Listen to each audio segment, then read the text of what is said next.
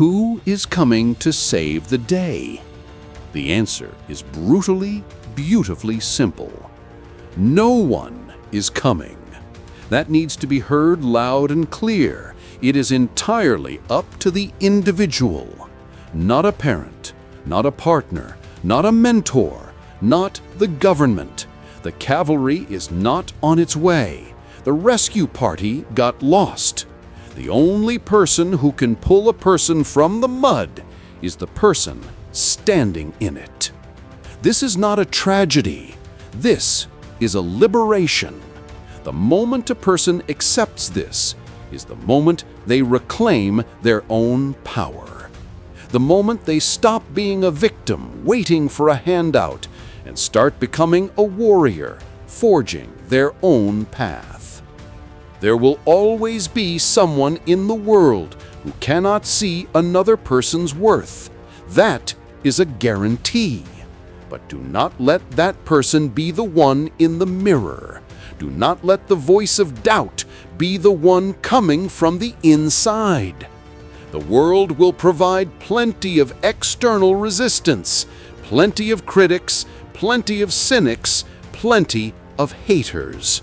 The internal world must be a fortress, a sanctuary of unwavering, savage belief in oneself. If that internal fortress falls, the external war is already lost.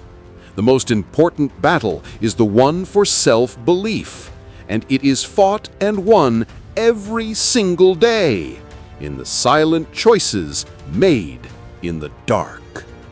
A person is always one single decision away from a completely, radically different life. This is not a metaphor, it is a physical reality. One decision to stop, one decision to start, one decision to say yes, one decision to say no.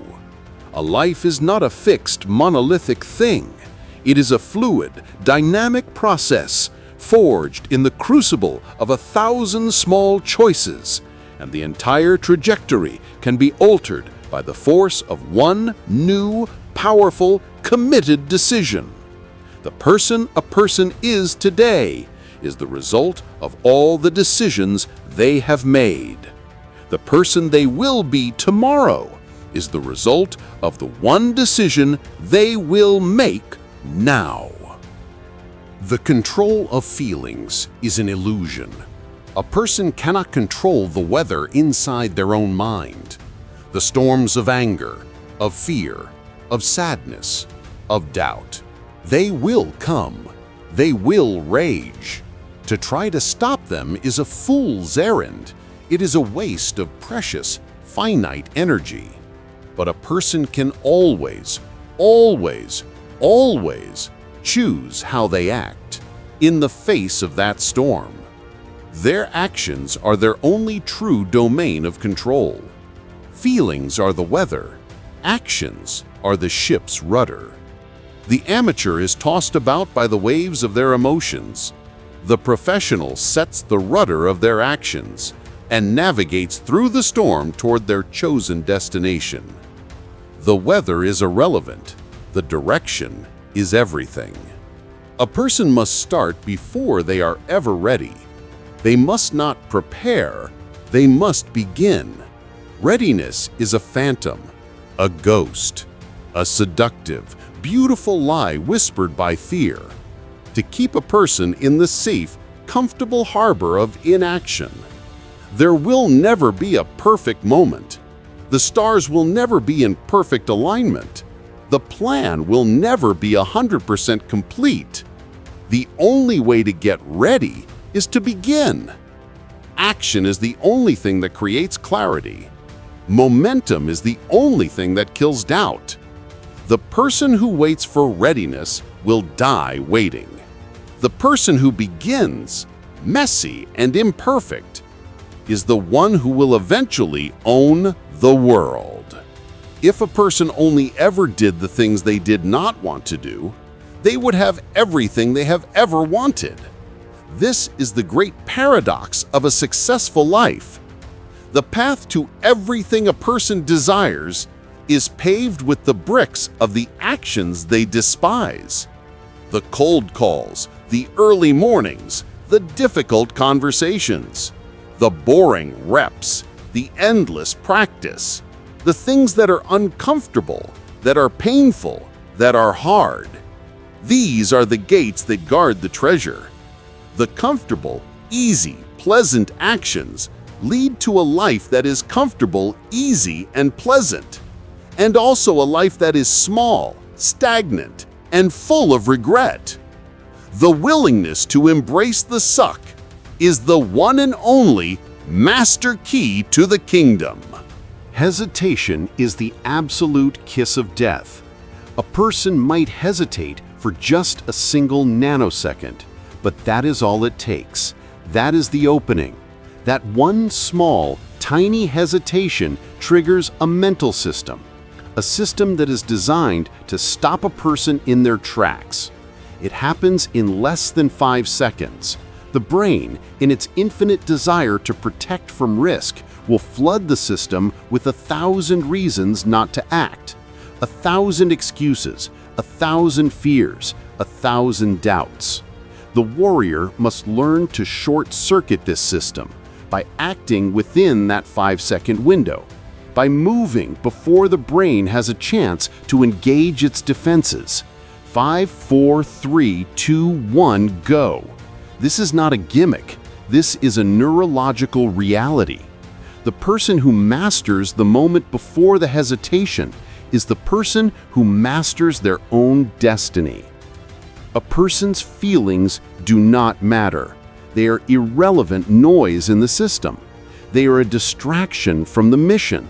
The only thing that ever truly matters is what a person does.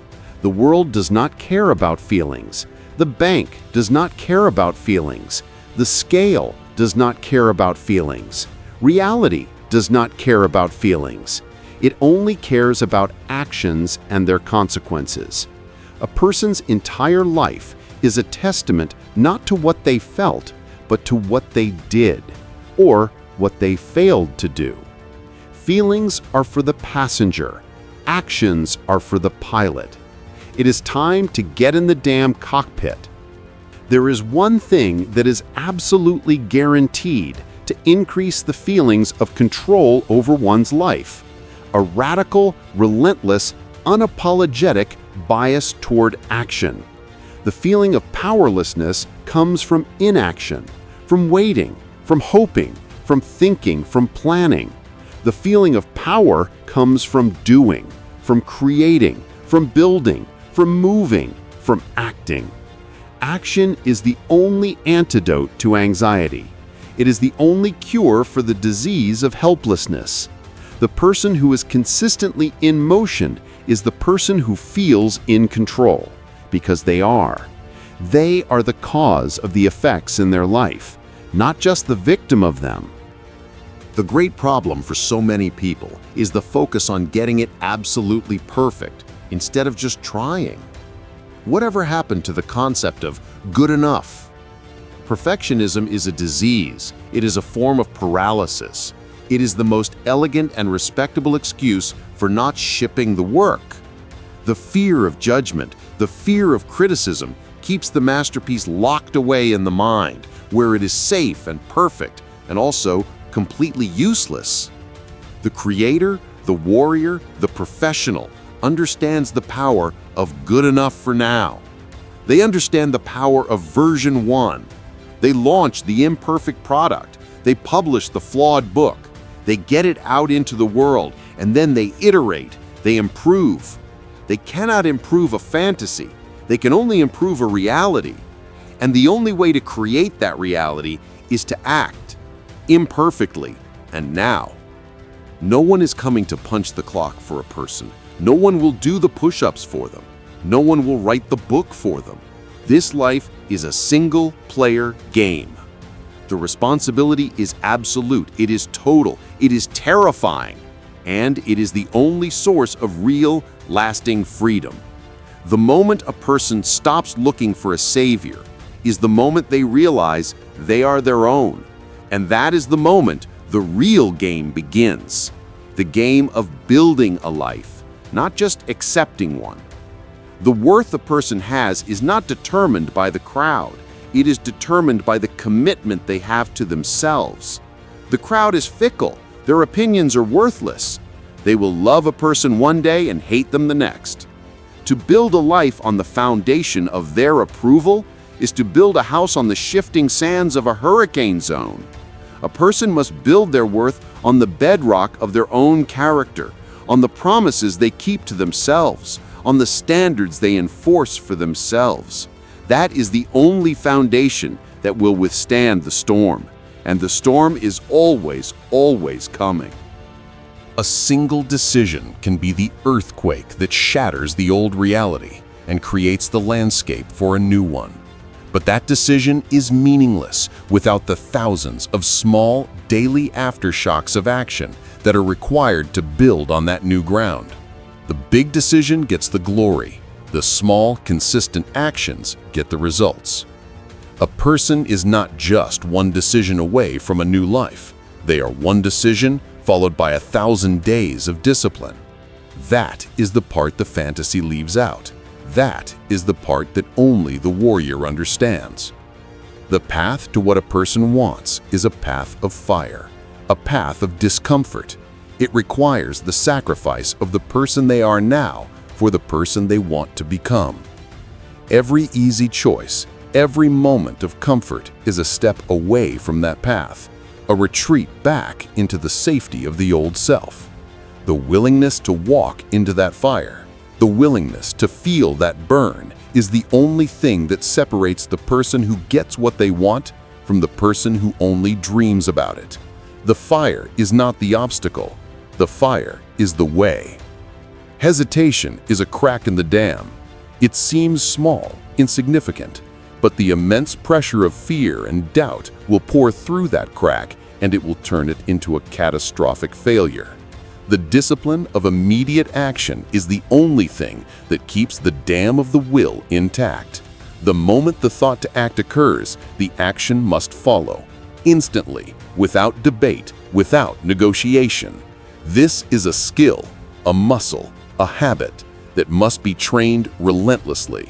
The mastery of that first nanosecond is the mastery of everything. What a person does is the only thing that is real. Their thoughts, their feelings, their intentions, their dreams. These are ghosts. They are phantoms. They have no substance. They have no weight in the real world. The only thing that has weight is action. The only thing that leaves a mark is what is done.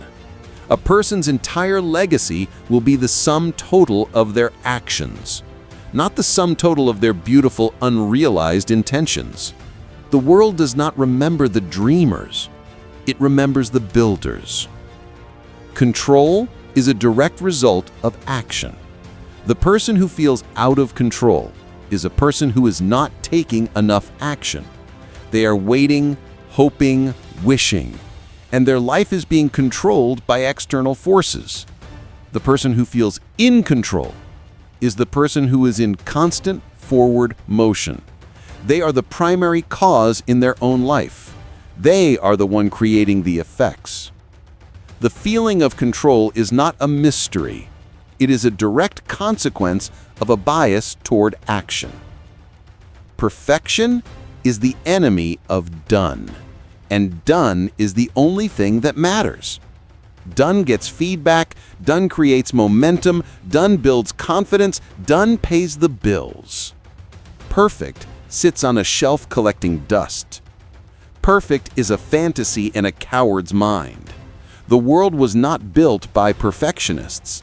It was built by messy, imperfect, courageous creators who were willing to be wrong, who were willing to look foolish, who understood that good enough for now is infinitely more powerful than perfect for never. Ship the work.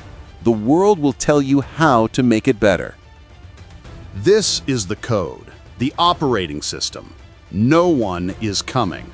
Believe in yourself, especially when no one else does. Act now, before you are ready. Embrace the actions that suck. Do not negotiate with your feelings. Start. Be imperfect. Get feedback. Iterate.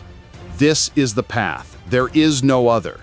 It is a path of fire, of pressure, of radical ownership. And it is the only path that leads to a life of freedom, a life of power, a life of purpose. The alternative is the comfortable, slow death of a life unlived, a life of quiet, gnawing, unbearable regret. The choice is yours. The time is now. The war is not against the world. It is against the hesitation in the mind. It is against the belief that someone else is responsible.